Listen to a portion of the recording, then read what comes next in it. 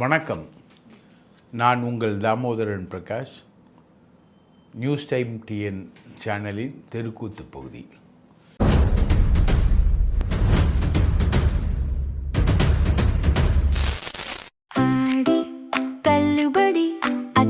பேரும் அல்லும்படி 6 முதல் 60% வரை ஆடி தள்ளுபடியுடன் சூப்பர் சரவணா ஸ்டோர்ஸ், சென்னை, மதுரை, கோவை. அதாவது நீங்கள் பார்த்துருப்பீங்க சார், ஒரு இன்டர்வல் விடுவாங்க. சினிமா பார்க்கும்போது ஒரு இன்டர்வல் விடுவாங்க. இன்டர்வலில் போயிட்டு நீங்கள் காப்பி டீலாம் சாப்பிட்டு டிஃபன்லாம் சாப்பிட்டு வந்துடலாம், ரைட்டுங்களா? முக்கியமாக பாத்ரூம் போகிறதுக்கு தான் அந்த இன்டர்வல்ன்றதே பாத்ரூமுக்காக தான். ஆனால் தமிழ்நாட்டில் அரசுக்கு பாத்ரூம் ஒரு இன்டர்வல் விடுறாங்க சார். அதாவது ஜனநாயகன் நாளைக்கு ரிலீஸ் ஆகுது. நாளைக்கு 3 மணி நேரம் அனைத்து அமைச்சர்களும் ஜனநாயகன் பார்ப்பாங்க, இன்க்ளூடிங் சிஎம், ரைட்டா? அவர் மட்டும் பார்ப்பாங்களா? அப்போது அனைத்து செயலாளர்களும், ஐஏஎஸ் ஐபிஎஸ் அதிகாரிகளும் எல்லாரும் சேர்ந்து ஒட்டுமொத்த தமிழ்நாடு அரசு இயந்திரமே கீழே தாசில்தார் வரைக்கும், தாசில்தார், ஆர்டிஓ, கலெக்டர் எல்லாருமே நாளைக்கு போய் ஜனநாயகன் பார்க்கணும். இது யார் ஜனநாயகன் பார்த்தாங்க, யார் ஜனநாயகன் பார்க்கலன்னு அண்ணன் விஜய் கவுண்ட் எடுப்பார். ஜனநாயகன் நீங்கள் பார்க்கறது தான் தமிழ்நாட்டு அரசு மேலே, தமிழ்நாட்டு மேலே நீங்கள் வச்சிருக்கிற மதிப்பை காட்டுது. தமிழ்த்தாய் வாழ்த்தை விட பெருசு ஜனநாயகன் தான். ஜனநாயகன் நாளைக்கு பார்க்கணும், ரைட்டா? அப்போது தமிழ்நாடு 3 மணி நேரம் லீவ், இந்த அளவுக்கு போயிருக்காங்கங்க. இப்போது தஞ்சாவூரில் ஒரு தியேட்ரு, ஒருத்தர் போய் கேட்குறாரு, 160 ரூபா டிக்கெட்டு. அந்த டிக்கெட் இப்போது 900 ரூபா வரைக்கும் போயிருக்கு. 300 ரூபா போச்சு, 240 ரூபா போச்சு, 900 ரூபா வரைக்கும் போகுது டிக்கெட். இப்படி ஒருதலை பட்சமாக எப்படி நீங்கள் ஏற்றுறீங்க? முதலமைச்சர் நடித்த படங்க, அரசாங்க படம், அதில் பிளாக் டிக்கெட் விற்கக்கூடாது. ஓகே, இவங்க எல்லாத்துலேயும் பிளாக் டிக்கெட் விற்றுட்டு தான் ஆட்சிக்கே வந்திருக்கானுங்கன்னு சொல்கிறீங்களா? ஆனால் முதலமைச்சர் நடித்த படத்தில், அரசாங்க படத்தில் பிளாக் டிக்கெட் விற்கக்கூடாது. இதுக்கு தான் எம்ஜிஆர் முதலமைச்சராக இருக்கும்போது நடிக்கவே இல்லை, இந்த வேலைக்கே நான் வேணாம் அப்படின்றது. அவர் கலைஞர்கிட்ட அமைச்சராக வர்றதுக்கு கலைஞர் விதித்த தடை என்ன தெரியுங்களா? நீ அமைச்சராக நடிக்கக்கூடாதுன்றது தான். அதனால தான் அவர் அதிமுகன்ற ஒரு கட்சியை ஆரம்பித்தார். இப்போது முதலமைச்சர் நடித்து ஒரு படம் வருது, ஜனநாயகன். ஜனநாயகனோட டிக்கெட் 900 ரூபா வரைக்கும் போகுதுங்க. வீடியோ இருக்குது, நம்மக்கிட்ட வீடியோ இருக்குது. தஞ்சாவூரில் ஒரு தியேட்டரில் 900 ரூபா வரைக்கும் அந்த டிக்கெட்டு போகிறத குறிப்பிடுற வீடியோ இருக்குது. ஒருத்தர் போய் கேட்குறாரு, ஏங்க இப்படி பண்ணுறீங்க? 150 ரூபா 160 ரூபா தானே டிக்கெட்டு, இப்போ 240, 300, 900 வரைக்கும் போகுது அப்படின்னு கேட்கும்போது வாயை அப்படி மூடிக்கிறார் அவர். அந்த வீடியோ இருக்குது, வாயை அப்படியே மூடிக்கிறார், ரைட்டுங்களா? இந்த அளவுக்கு ஜனநாயகன்லேயே ஒரு பெரிய ஊழலை இவங்க பண்ணிக்கிட்டு இருக்காங்க. அடுத்தது இவங்களுக்கு இன்னொரு ஷாக்கிங் மெட்டீரியல் என்னென்னா, அண்ணன் விஎஸ் பாபு, கொளத்தூர் தொகுதியுடைய எம்எல்ஏ, அவர் தானே இப்படி சிக்னல்லாம் காமிச்சார், ரைட்டா? ஸ்டாலின் காமிச்ச சிக்னலை திருப்பி 2 கையும் வச்சு காமிச்சார்ல. ஸ்டாலின் காங்கிரஸ் கூட்டணியோட பிரச்சனை முடிஞ்சிச்சுன்னு ஸ்டாலின் காட்டின சிக்னலை விஎஸ் பாபு ஸ்டாலின் க்ளோஸுன்னு காமிச்சார். இப்போது கிடைக்கிற ஹாட் நியூஸ் என்னென்னா, விஎஸ் பாபு காம்ப்ரமைஸ் ஆகிட்டார். யாரோட காம்ப்ரமைஸ் ஆகிட்டார்னா, ஸ்டாலினோட. எப்படி காம்ப்ரமைஸ் ஆகிட்டார்னா, அவர் திமுகவில் இருந்தவர். சமீபத்தில் ஒரு ஃபோட்டோ ஒன்று ரிலீஸ் ஆச்சு, கலைஞர் கைதப்போ யார் யார் நின்னாங்கன்னு. அந்த ஃபோட்டோவில் நானும் இருக்கேன், என் முகம் திரும்பி இருக்குது, கனிமொழி எல்லோரும் நிற்கிறோம், நாங்கள் எல்லோரும். அதில் விஎஸ் பாபு நிற்கிற ஃபோட்டோ மட்டும் தனியாக வந்து அந்த ஃபோட்டோவை ரிலீஸ் பண்ணது வேறு யாரும் இல்லை, விஎஸ் பாபு தான் ரிலீஸ் பண்ணியிருக்கார். அவருக்கு ஒரு மிகப்பெரிய வருத்தம், கொளத்தூர் மக்களுக்கும் ஒரு பெரிய வருத்தம். ஏன்னா ஸ்டாலினை வந்து தோக்கடிச்சிட்டோம் அப்படின்றது ஒரு பெரிய பழியை வந்து விஎஸ் பாபுவும் சரி கொளத்தூர் மக்களும் சரி சுமக்கிறாங்க.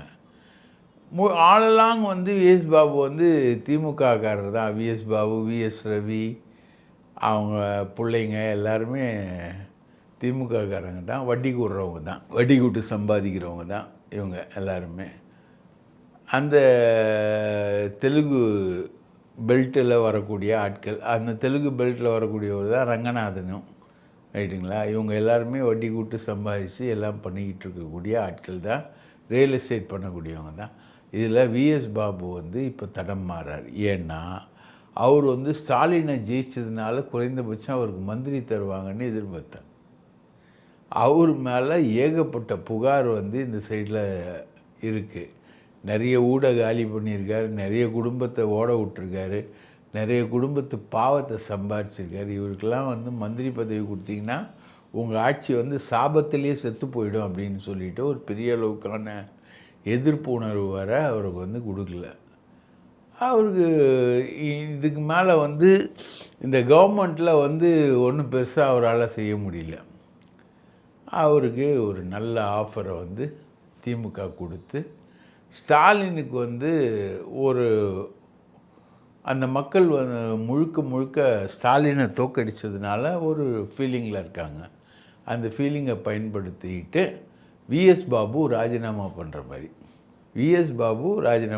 மாதிரி, ராஜினாமா பண்ணிவிட்டு அவர் எதில் இணைவார்னு தெரியாது இல்லையா நமக்கு, திமுகவில் இணைவார்.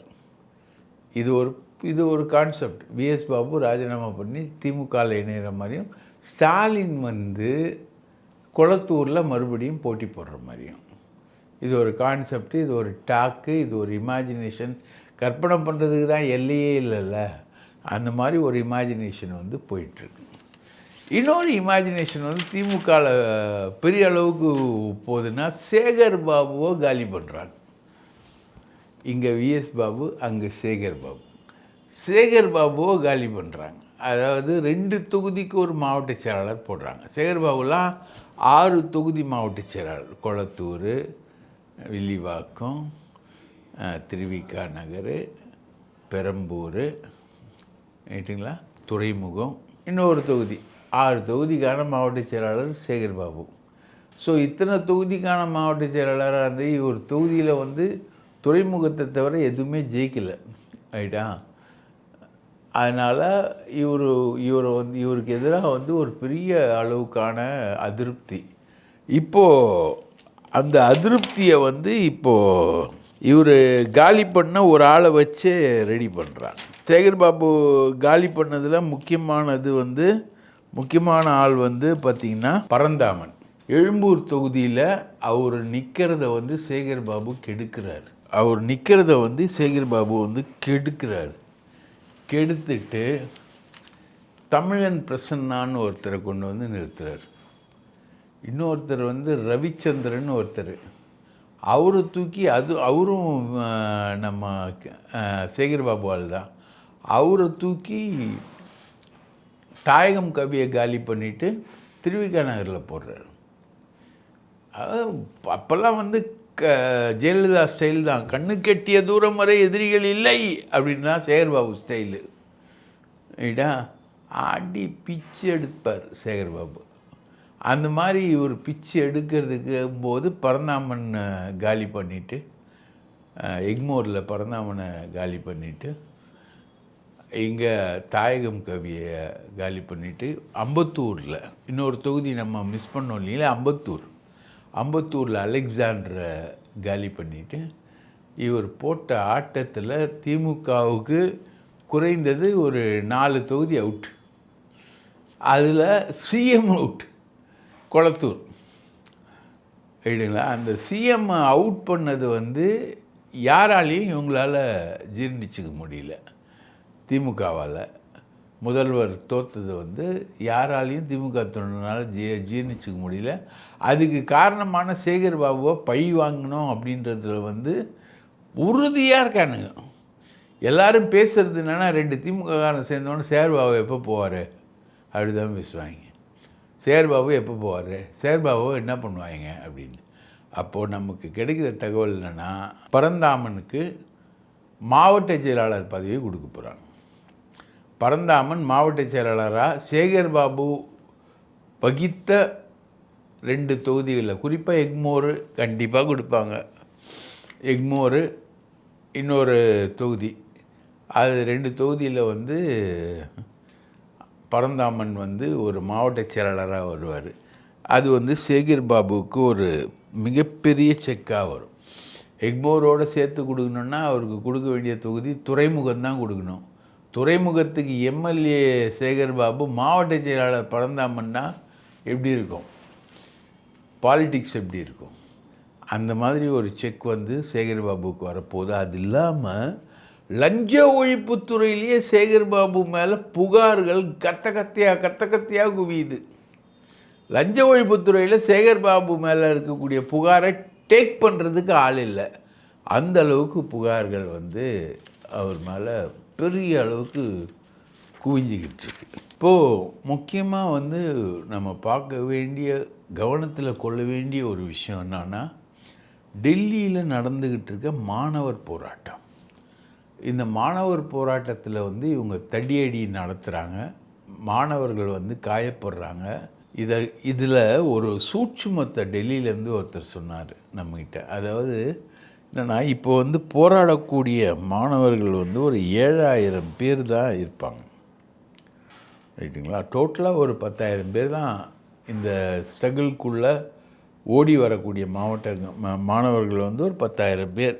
அந்த தடியடிக்கு அப்புறம், தடியடி அப்போ நிறைய பேர் வந்திருந்தாங்க, தடியடிக்கு அப்புறம் ஓடி வரக்கூடிய மாணவர்கள் வந்து ஒரு 10,000 பேர். அதில் 7000 பேர் தான் முக்கியமான ஆட்கள்னு வச்சுக்கோங்களேன். இவங்களுக்கான சாப்பாடு எங்கேருந்து வருது? அவங்க தொடர்ந்து போராடிக்கிட்டு இருக்காங்க. எங்கள் ஜந்தர் மந்தர் பகுதியில் வந்து தொடர்ச்சியாக அவங்க வந்து போராட்டம் பண்ணிக்கிட்டு இருக்காங்க. ஏற்கனவே அனுராக் தாக்கூர்னு ஒரு மல்யுத்த அமைச்சருக்கு எதிராக மல்யுத்த வீராங்கனைகள் வந்து அனுராக் தாக்கூர் ராஜினாமா பண்ணணுன்னு சொல்லிட்டு ஒரு மிகப்பெரிய போராட்டத்தை இதே ஜந்தர் மந்தர் பகுதியில் வந்து பெரிய அளவுக்கு கொண்டு போனாங்க. மல்யுத்த வீரர்கள், மல்யுத்த வீராங்கனைகள், ஆசிய போட்டிகளில் பங்கு பெற்றவங்க, ஒலிம்பிக் போட்டியில் பங்கு பெற்றவங்க, அவங்களாம் கொண்டு போனாங்க. ஆனால் கடைசியில் அவர் வந்து ராஜினாமா பண்ண வைக்கவே முடியல இவங்களால். ஆனால் அடுத்த தேர்தலில் அவருக்கு சீட்டு மட்டும் கொடுக்கவே இல்லை. அவரை ராஜினாமா பண்ண வைக்க முடியல மோடி கவர்மெண்ட்லேருந்து. மோடி கவர்மெண்ட் வந்து ராஜினாமா பண்ண சொல்லலை, பண்ண வைக்கவும் முடியல அவங்களால.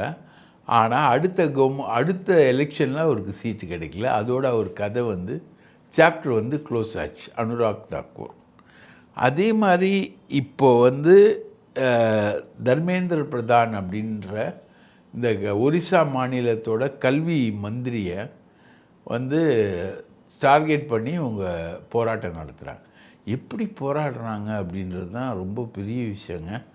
ஏழை மாணவர்கள், இவங்களுக்கு எல்லாருக்கும் சோறு போடுறது வந்து ஜந்தர் மந்தர் பகுதியில் இருக்கக்கூடிய குருத்வாரா.